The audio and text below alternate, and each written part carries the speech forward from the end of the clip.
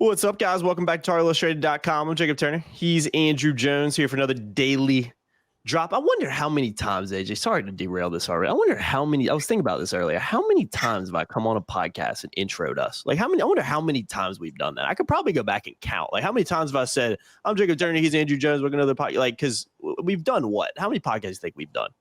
Thousands, I guess. I mean, that's what I wonder. Is it that much? Because we've done the daily drops as well. Been doing it for about 5 or 6 years. The daily drops are hundreds for sure, but 3 years old. Yeah. But we did a lot of just podcasts here and there, three things. We started doing three things in 2019. Yeah. And we do the weekly football show, basketball show a lot during the season, commitment pods, all kinds of stuff. I'd love to know, I mean, especially with, I know we've talked about Tar Illustrated. I'm guessing coming to an end soon, but I'm guessing, in the daily drop era, at least 150 a year, I would think. Yeah, that's what I do a lot of solo drops. Brian's done some drops with me. In the three things, Brian's done some. Chelsea, Brandon P., who used to be on our staff, did some of them. I've done a couple of three things by myself. I'd rather do them with somebody else, but it's a lot, man. I mean, I do a lot of solo drops. Yeah. And the good thing about that is I don't deviate like I do with you all the time. Like right now, we're doing before we even get into the drop. Yeah. I had to bring it up because I've been thinking, I thought about it and I was like, I wonder how many. You literally derailed this thing before you took your first breath. Yeah. That's a record. Mm-hmm. Let the record show that Jacob Turner just said made history. So yeah, that's what we do in these drops, man. We just have a little fun with it, but that's my intrusive thoughts sneaking out because I'm sitting here like, I wonder how many freaking times I've said that. God knows it's probably been way too much. But somebody is there. Come on, guys, just get to the damn topic. And then again, this will be a knock on wood short one. I won't let this one be a long drop, AJ. I say it all the time. I won't let this one be a long drop. I have a lot of faith in you in a lot of areas. I have zero faith in you when it comes to that. I won't let this one because it's gonna be 37 minutes and we'll be talking about restaurants in Olean, New York. Which I've never been to, but that's where St. Bonaventure. If it gets derailed that bad, I'm just going to end the recording. So if this thing just drops off, I'm such a college basketball nerd. I would love it if Carolina played at St. Bonaventure. Oh, you'd I want to cover a game. The problem is it's one of the coldest places on earth. Yeah, man. I mean, yeah, I know you've been to a lot of cold places in your time, especially covering basketball games. So, yeah, you probably, if they were in Florida, maybe. Olean's in the Buffalo area. The Buffalo is just miserable. Yeah, man, it's on a I've been to Buffalo. I've been to Buffalo a few times, but it was in the spring through late summer.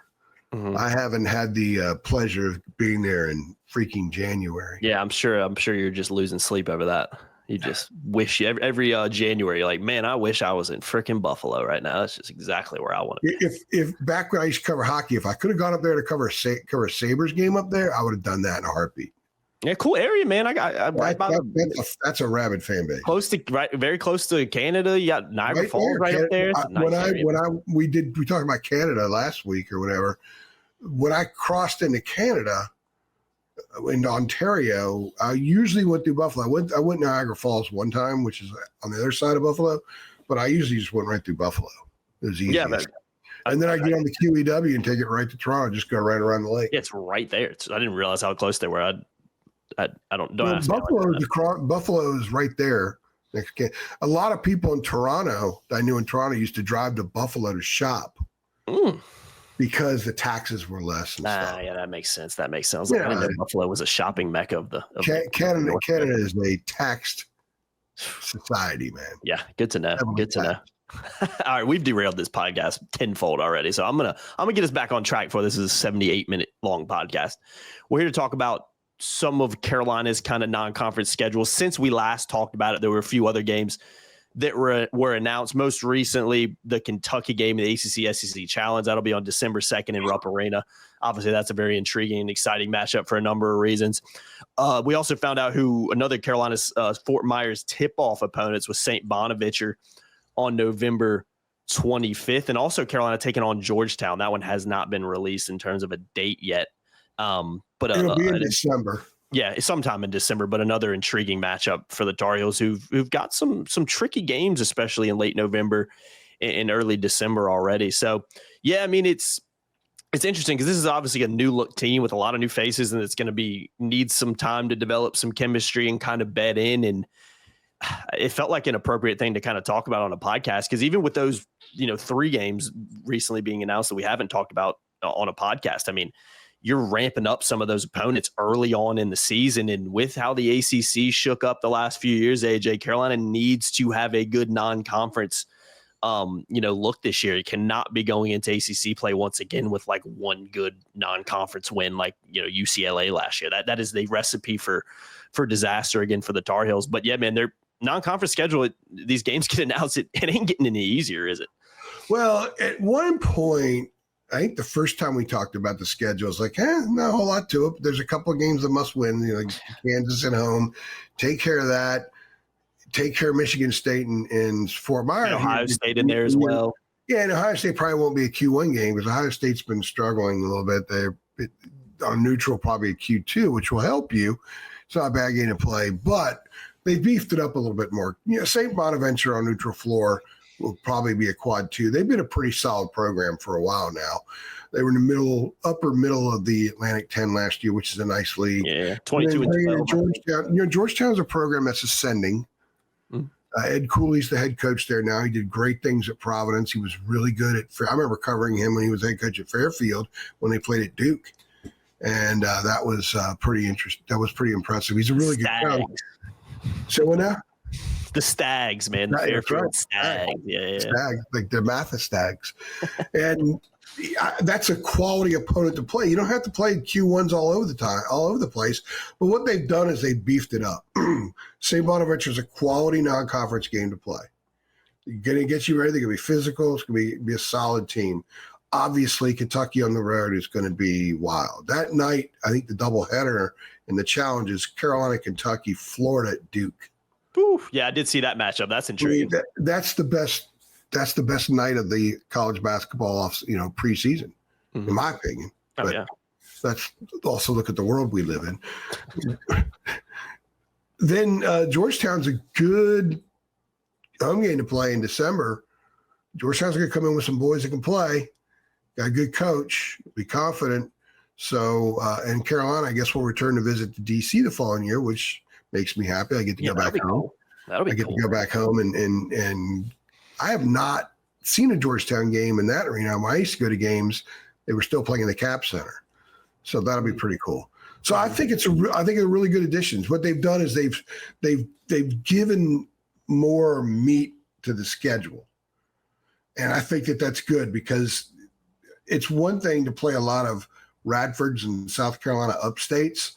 You need to play those games. But after a while, there's a point of diminishing return. Like how much you really going to get out of it? You've got to play a St. Bonaventure. You've got to play. I've been telling you for a month and a half. They need to play teams like Richmond and Duquesne and Akron. Pick it up a little bit. Get above the South Carolina upstate level, but maybe not quite at the Power 5 level. And it is Power 5 in basketball because of the Big East. So they bring in a Big East team. They get a mid to upper tier A10 team, and then of course they get UK, which is a wonderful rivalry, and they can play the game that one now. The one reason it was scheduled now is because the CBS Sports Classic, Carolina's on that rotation with UK, and they'll play UK the following season in the CBS Sports Classic. So you got to get them in now, but the ACC SEC Challenger, you'd have to wait a couple more years. Yeah, that makes sense. Yeah, I mean, I think the Kentucky matchup's obviously one that Carolina fans will have circled. Especially having to go into Rupp, that's going to be a tricky matchup. But again, invaluable experience early on in the season for a team that, again, has a lot of new look faces and that's going to need some time to gel. But I mean, even the games you already knew, AJ. I mean, you got Kansas there. That's going to be a really exciting game for the Tar Heels at home, especially. Even going into some of the later in November matchups, you got Radford a little bit before Kansas. That's, they're most of the time a pretty good program. Navy, again, another not a historic program or anything recently, but again, it's a Division I opponent that'll have some good players on it. And even looking a little bit later in some of those ECU matchups. Yeah, ECU, USC Upstate. ECU's not rotten. No, well, USC Upstate's been pitiful. No, NC Central coming in as well. It should be a easy win, but over Michigan State and the Fort Myers tip-off, I mean, there are some matchups in here for sure, but there are also some games that Carolina will, should be winning pretty comfortably. I think with the value in playing an ECU or a St. Bonaventure is better than ECU. It'll test these. Guarantee the players. You think Henry Vassar has any idea what St. Bonaventure is? Or Kyan Evans? They don't know. But St. Bonaventure, no chance. St. Bonaventure. Last time they were in the tournament a few years ago, they were a 9 seed. Yeah, the Bonnies. Yeah. Yeah, you could beat at large in the A10 and be a 9 seed. That conference has had success in the tournament before. So, in the upper half of that conference is pretty solid. If you can get a lot of teams like that on your non-conference schedule, but what they've done is they made it more interesting for the season ticket holders. You're not just showing up to watch slop play. You got a Kansas on there, which is big time. And by the way, there's that Georgetown game. That really makes the season ticket more valuable, in my opinion. I like to see home and home non-conference. I like to see teams play solid programs. And the Georgetown one, we'll all get to write about the history between Georgetown and Carolina. And that week we'll do a podcast, and I'll tell my John Thompson stories because I covered them a little bit when I was at the beginning of my career, but also a long conversation a couple of us had with him just outside the press room in 2007, the day before Carolina played Georgetown, the Elite Eight. And I thought I'd heard drunken sailor trucker mouth before, but I hadn't heard anything until John Thompson with a camera, with the recorder off, and just the cuss words flying out like you wouldn't believe. Yeah, the towel with him too. The other thing was in 07, 06 in Dayton. He was calling the NCAA tournament games in Dayton that year. And this is before the Dayton play-in games. This is when Dayton was the first weekend. Carolina beat Murray State and then lost to George Mason.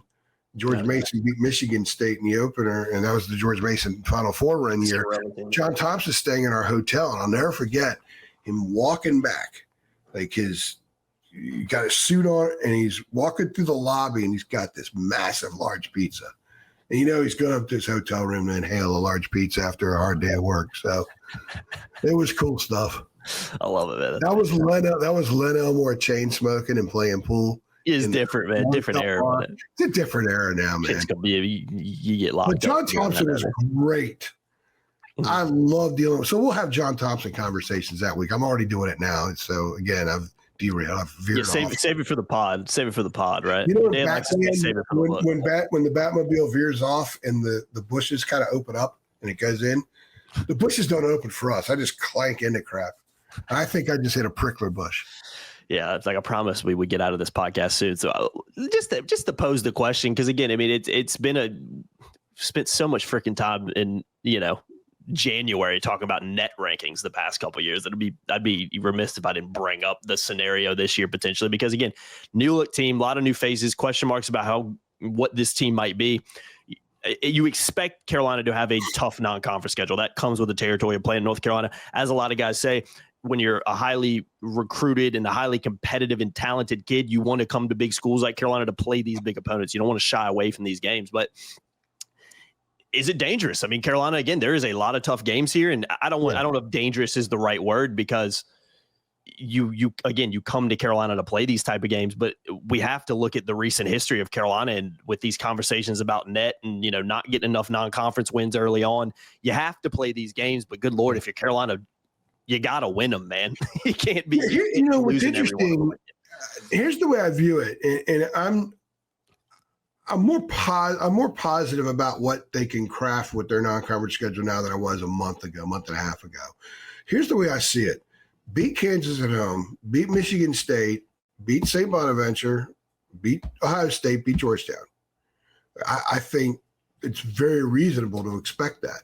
You can lose at Kentucky. Expected, yeah. There's 6 non-conference games that will really impact your net and the quad value. So Kansas, better hope they don't struggle too much. Stay in the top 30. It's quad 1. Michigan State neutral site is going to be a quad 1. All right. But then you got St. Bonaventure neutral site. I think that's quad 2. Georgetown at home could be quad 2, because I think Georgetown's going to be on the NCAA bubble this year. And you've got Ohio State on neutral floor be quad 2. So if you can go 2-1 in quad 1, 3-0 in quad 2 outside the league, they're going to be in very, very good shape going into ACC play. It'll be a different dynamic to our conversations. Then they'll just have to pick off, a couple in the ACC, which I think the league's going to be better. And in an 18-game schedule, they go 12-6 with that kind of non-conference. They're not going to be playing in Dayton.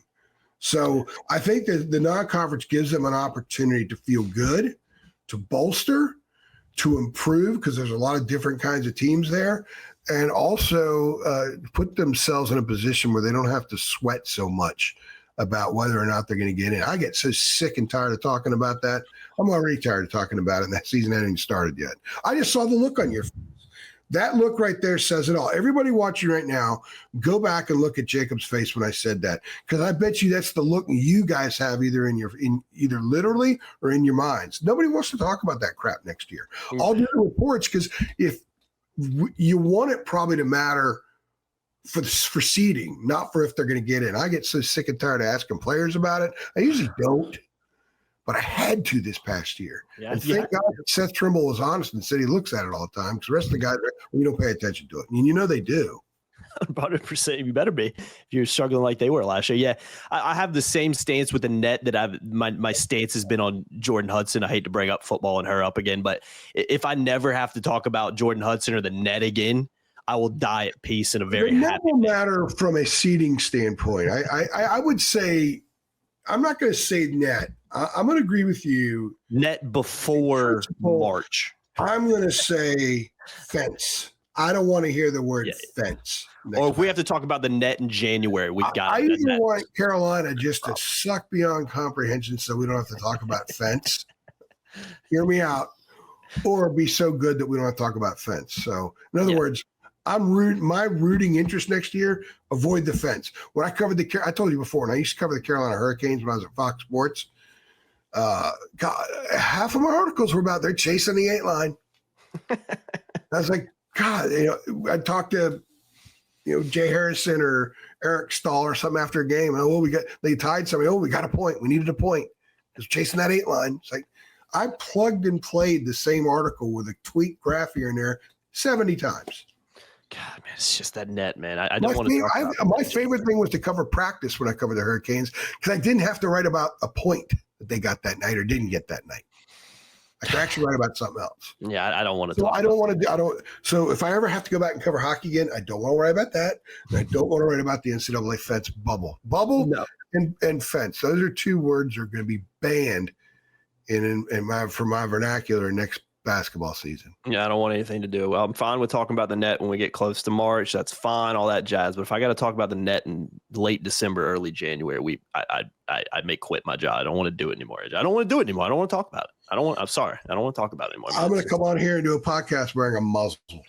Yeah, well, we get through ACC play starts first game, and we're looking at Carolina's non-conference schedule. Like, God, we got to talk about net now because they didn't beat anybody in the non-conference. Like, no, just go win some games in the non-conference next year. So for everybody's sake, for our sake, for the fans' sake, and for the program's sake, just don't lose to everybody in the non-conference game. If I write an article talking about how important St. Bonaventure's game at Dayton is on a Thursday night, February 25th, then things are not going well for the Tar Heels. God. Or Hubert. We had to bring it up because we spent 2 out of the last 3 seasons just talking about the net like it was nobody's business. So I don't. And by the way, predictably, this was not the fast podcast that you thought it was. No, it wasn't as long as it's not as long as it could be, but it's longer than I wanted it to be. So maybe that's a cue for me to get. We didn't talk about alcohol ice cream on Yonge Street in Toronto, so we're good. Yeah, I derailed it within the first 20 seconds. So again, we did talk about John Thompson carrying a massive pizza through the lobby of the hotel across the way from the University of Dayton Arena in 2006. I wonder if he wipes his hands with the while Len Elmore was chain smoking playing pool. Talk about a different time. Statute of limitations, right? I can talk about that now. Yeah, you can talk about that now. Yeah, that was a long time ago. That's definitely statute of limitations is past there. So, all right. We're getting out of here. We're going to spend the next 35 minutes. I've been around long enough. Statute of limitations keeps running out in certain things. There are going to be more stories to tell. I got a lot of them. Hey, we got to let them fly, man. Your dad would say save it for the book, but I say save it for our podcast. That's my term. I may not sell any books, but people will watch the pods. Yeah, they watch the pods, man. I've got so many books lined. I was telling you a while ago, I've got so many books lined up down the pike here that I want to write. that the Save It for the Book AJ book, I may not live long enough to do that. Maybe AJ, maybe you should have retired like everybody thinks you're doing. Maybe you should retire and just go write some books, man. Maybe that's what you should be doing. I do need to make a living. I don't really want Ellie, Kim, and me to be living underneath a bridge somewhere. Yeah, probably not. It's not like this profession is highly lucrative. Yeah, no, it is a labor of love for sure. You're not gonna get you rich or anything like that. But like I always say, you always say it too, AJ. A lot worse things you could be doing than writing and talking about sports. Yeah, someone could sponsor our podcast. That would help. Yeah, that'd be great. Yeah, well, we haven't blasted that in a while, but yeah, man, looking for sponsors all the time. Yeah, let us know. Hit us up. You know where to find us. Make sure you keep it locked. We got some stuff in the works, and some I think exciting things that'll hopefully come to fruition and be announced sooner rather than later. But yeah, it's a exciting time for Tar Heel Illustrated. Even though advertisers are going to want to get in on that. Yeah, for sure. I think for sure. But again, keep it locked. Socials below. Just follow us over there, and you'll hear everything when the time is right. And as always, because we ain't going anywhere on the YouTube side, that's for sure. Make sure you like, share, subscribe, hit that notification bell too, so you know every single time we upload. As you guys have seen, we're putting out a lot of daily drops this time of year. That's what we try to do, especially during the summer. We'll be hitting on some more fun topics, I think, coming up over the next month or so as we just have a little bit more fun. Let our hair down a little bit, AJ, and just talk about whatever the heck we want to talk about. So we'll get back to some conspiracy talk on one of these as well. You're seeing copious amounts of gel, dude. So I do need a haircut. I need to shave. Not shave, it's trim now. My wife wants me to have the facial hair. Yeah, the stubble's good. I'm a beard guy. I've had a beard. You'd never see me without a beard on this YouTube channel, put it that way. So. I'm going to see my dad tomorrow, and I'm sure he'll just look at me and shake his head. He can't stand the facial. It's old school, man. You got to shave the new age. You got to keep that beard. I don't have he turns 91 next month. He should be glad I don't have tattoos. Yeah, that's true. Well, my wife has tattoos. I don't have tattoos. Do you have a tattoo? No, I don't. No, I think my parents would. I'm kind of like you. I think my mom, especially my mom 10 years ago, would have disowned me probably. Not literally, but she wouldn't have been too happy. I don't have any need for it. I mean, I don't know what I would get anyway. My grandma wouldn't be happy too. I'm going up to Virginia to see her this weekend. If I came up there with a tattoo, she'd probably smack me. Well, the great Bruce Young has an Orioles tattoo on one calf, a Carolina tattoo on the other.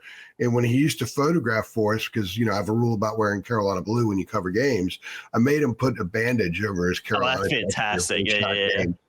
It's like taping up the earring or something when you're playing basketball or something like that. He's going to put a bandage over it, and he got so mad.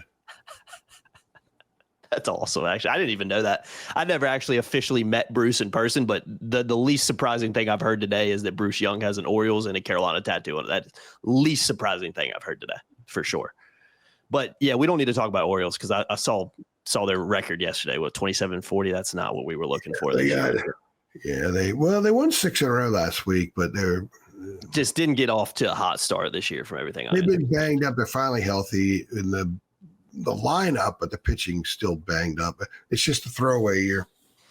It's unfortunate because it looks like it's not turning out to what you guys might have expected it to be because you look like you guys were kind of building. Progress isn't always linear, though, AJ. It's not always linear. We're recording this Friday, and they faced Scooball last night from the Tigers, best left-hander in baseball.